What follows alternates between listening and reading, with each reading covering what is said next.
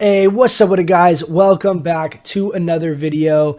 Now, as I'm sure you guys can tell by the title of this video, this is going to be a little more of an unorthodox video in the sense that there are not a lot of Shaman Tank videos out there.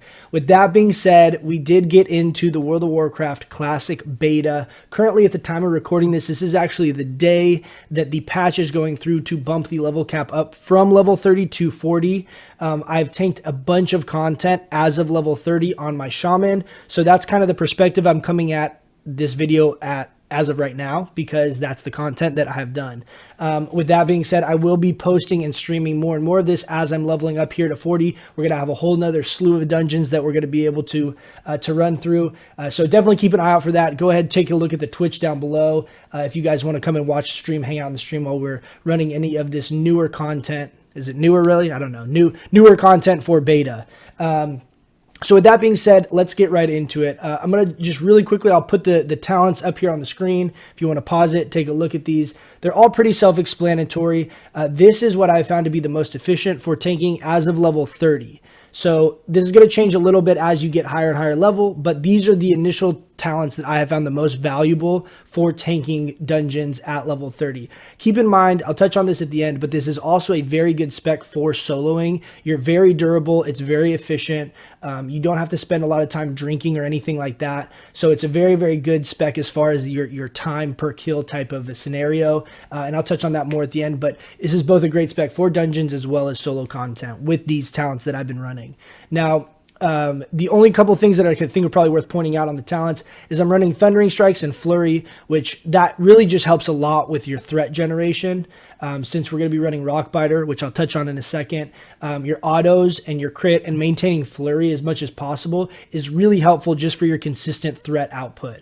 So that's the kind of the offensive component of this. Then we're basically taking shield specialization, the 5% chance to dodge, and then we have the parry chance. Parry ends up being about a 5% chance when you take this talent.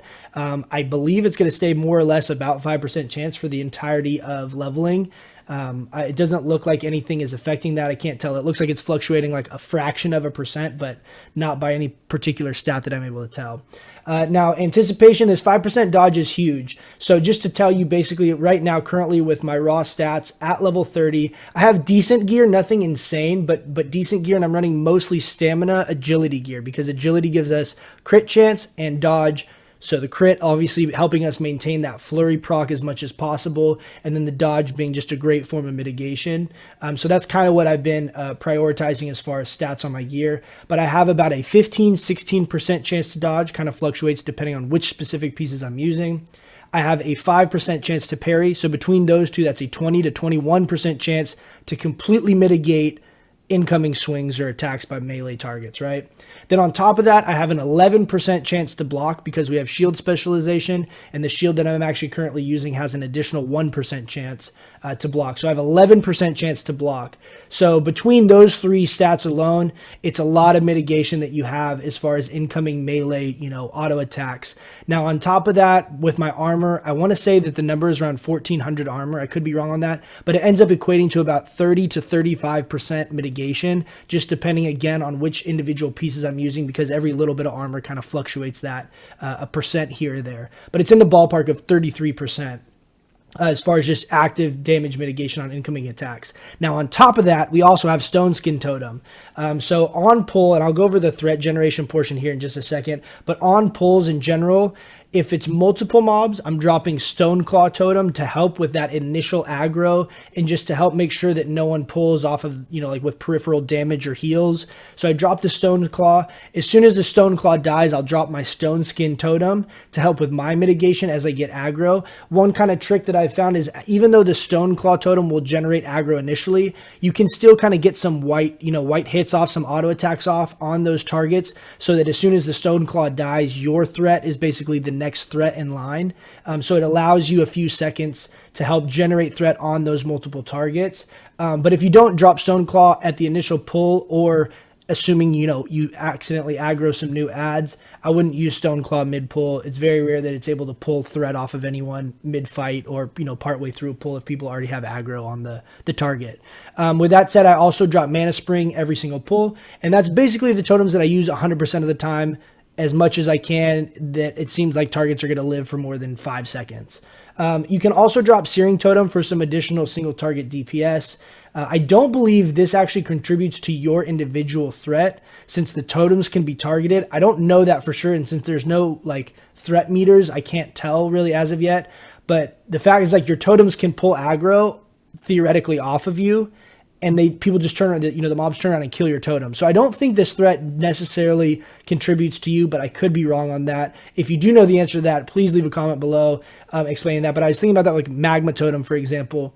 If I drop Magma Totem, I don't think all that AoE threat is going to be contributed to me. I think it eventually will pull mobs if I'm not generating, equal or greater threat than the totem, and the mob will turn and just kill the Magma Totem, right? That's how it happens. So for that reason, that's why I think that it doesn't actually contribute to your threat table. But yeah, as far as your fire totems, if there's multiple melee people, 2 or 3 melee DPS in your group, dropping Flame Tongue Totem is actually a really high DPS increase. So that's what I suggest. It also lasts for 2 minutes. So you can kind of set your Stone Skin and Flame Tongue Totem both last for 2 minutes, and then your Mana Spring is 1 minute. So you can kind of leave those in one little spot and kind of pull mobs back to your totems to really optimize your mana efficiency with multiple pulls, which is actually a really important part of kind of getting used to the tanking. So speaking of mana efficiency, let's get into how you generate threat. Now, first and foremost, the very, very straightforward basic one, max rank Rockbiter on your weapon. Now, the threat is going to be consistent no matter what your weapon speed is, so that is not important. Basically, as I understand it, it's a 30% threat bonus on your attacks is basically what it ends up turning out to mathematically. So if you hit for 100 damage, it basically generates 130 damage worth of threat for all intents and purposes. This is obviously just very straightforward. Always keep max rank Rockbiter on your weapon whenever you're tanking. If you're DPSing, you really want to avoid using Rockbiter because you will pull aggro because it does generate a pretty significant amount of threat just off your auto attacks alone. Now, the other 2 ways that we can really pull threat continuously is our Lightning Shield and our Earth Shock. Now, Earth Shock is a 2x threat multiplier, meaning if it hits for 100 damage, it generates the equivalent of what a 200 damage attack would generate as far as threat goes. So a lot of times on the initial pull, I will use a max rank Earth Shock at the beginning just to get that threat lead. And then throughout the pull, I will use a down rank. So for me, as of level 30, my max rank Earth Shock is rank 4. So I'll use a rank 4 maybe on the pull. And then throughout the pull, I'll use my rank 3 Earth Shock to kind of help just maintain threat. Think of it similarly to like a Sunder Armor type of scenario. Now, I'll do the same thing with the Lightning Shield.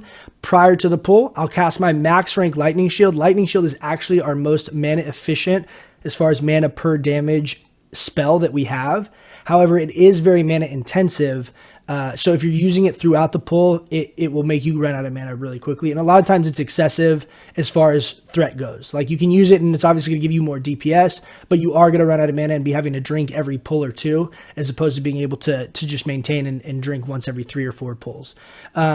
So with that being said, I will put my max rank Lightning Shield usually on prior to pulling. And then throughout the pull, if I'm needing to maintain threat, I will use my rank 1 Lightning Shield. I don't know if I said Earth Shield earlier. I mean Lightning. If I said Earth Shield at all, I mean Lightning Shield. I've done that a bunch when I'm streaming too. I say Earth Shield all the time just out of habit. But I'm talking about Lightning Shield specifically. Now, with that being said, the Lightning Shield and the Earth Shock are basically your 2 forms of generating threat in 2 different situations based off of what my experience has been in these lower level dungeons. If there's multiple mobs that you're trying to maintain threat on, you need to prioritize your Lightning Shield, and you can use various ranks depending on the situations. But what'll happen is if you're able to maintain initial threat and the mobs are all attacking you, Lightning Shield will then help you maintain AoE threat on multiple targets without you having to tab and switch targets. Earth Shock is a huge amount of threat, but it's all single target, right? So if you feel very confident, say you've gotten a couple big crits, as far as your auto attacks on the main kill target, and you feel like you're not worried about your threat generation on that target, I would use my mana for Lightning Shield rather than more Earth Shocks, because the Lightning Shield will help you maintain threat on multiple targets around you, so that way when you do get your kill on the kill target, when you swap over, you have a higher threat lead on your other various targets. But again, You can kind of use this at your discretion. The other reason why I like that kind of strategy and prioritizing Lightning Shield if I feel confident with my threat lead and the amount of DPS I'm doing is because you basically can save your Earth Shock in your max rank Earth Shock, and you use that as like the equivalent of a taunt. We don't have a taunt. Obviously, that's going to be the thing that people are going to say like, oh, well, they're not tanks because they don't have a taunt. 100%. I understand, but if you do use max rank Earth Shock and you've been attacking the target at all, usually you can pull aggro back instantly. Usually. The only time that's the case is if, say, your group pulls, they start attacking something to 50% health before you've touched it. In that situation, you are kind of screwed because you don't have the taunt, but in all reality, that shouldn't be happening. And if it is, it's not your fault as a tank, right? So with that being said, hopefully that kind of like explains those few scenarios. And as you can see kind of in the video here, kind of what I'm doing as far as my rotation. I have a keybind for Skull just to help my teammates and my people in my group be aware of who the kill target is so that they're focusing the right target, because that's really where it starts getting kind of brutal and chaotic. Is if people are just doing equivalent damage on all targets, you're not really that good. You're a high DPS, high single threat type of tank in these dungeons. And it's very quick and very efficient if you do it right. And it just takes some practice and some getting used to. But you can see our overall DPS is actually pretty high on a lot of these. I don't have a DPS meter. I couldn't get any of these to work in the beta as of now. But we are doing a pretty significant amount of damage. And for the most part, with like one Earth Shock on pull and just if you don't get an unlucky string of like 7 parries in a row on your auto attacks, a lot of time that's enough just to keep and maintain threat on single targets. Another thing that's worth mentioning real quickly is that if targets are immune to your Earth Shock, like if they're nature resistant, you can use your Frost Shock for some burst threat initially as well as Flame Shock. Flame Shock is very efficient, so you'll see sometimes throughout the dungeon, if I feel confident that my threat is okay on the target, I'm not going to need Earth Shock, then I'll use Flame Shock, or a lot of times I'll even use Flame Shock sometimes on the pull, just because I'm confident, well, I have a max rank Lightning Shield up, I'm pulling, they get the Flame Shock going, and then by the time they get to me, my shock is on another 2 or 3 second cooldown, so I can then follow that up with an Earth Shock if I needed to as a taunt. But there's a lot of different ways you can kind of play it, but hopefully that helped explain as you're leveling up. Basically what I would use is down rank 1 or down rank 2 on your Earth Shock for maintaining threat, and then use your max rank abilities if you really need it, and just be aware of your mana at all times, because as soon as you do run out of mana, you lose basically all your ability to pull aggro off of any of your teammates. On to really quickly solo content. Now this build is the exact build I was running when I was questing and doing a bunch of solo content as well. One thing that's worth noting is that one of the most efficient ways of leveling is actually a one-hander and a shield with Wind Fury. So I had no issues really with this. Even when I got level 30 and was going around killing mobs, it's very efficient if you're running Wind Fury, especially if you have a fast one-hander, because your uptime of Flurry is very, very high because of the speed and just the amount of times you're critting per minute. And then with Flurry up all the time, you're getting more and more and more Wind Fury procs. So it's actually a very efficient way of leveling as far as doing solo content. You're also mitigating with your parry, your dodge, your block chance. So you're not having to drink or heal that often. So you can basically do your Lightning Shield, Searing Totem, Flame Shock, and you just auto the target. That gives you that 5-second rule as far as regenerating your mana back, and you're good to go on the next mob. So it's very, very efficient for solo content. Not to mention, you can just throw on some intellect gear and heal any of these dungeons as well if you want to, and this just allows you kind of as to be like a tankier bruiser type person out in the world doing these quests and solo content.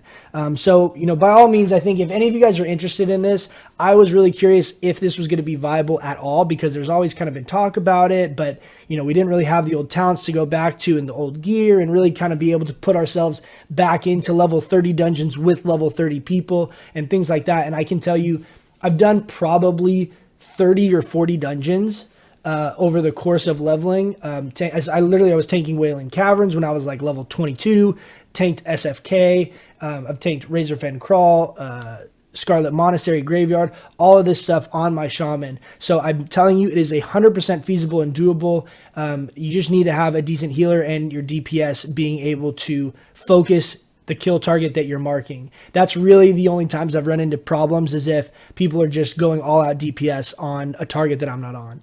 But with that being said, I hope this gave you guys some additional clarity to hopefully leveling up with this spec. There's a lot of good content out there for max level shaman tanking, as far as best in slot gear, consumables, all that fun stuff. But hopefully this kind of gave you guys some insight and some pointers as far as what to look for and be aware of while leveling, tanking these lower level dungeons and running with your friends. By all means, if you guys have any questions, please leave them in the comments below. I'm more than happy to answer those for you.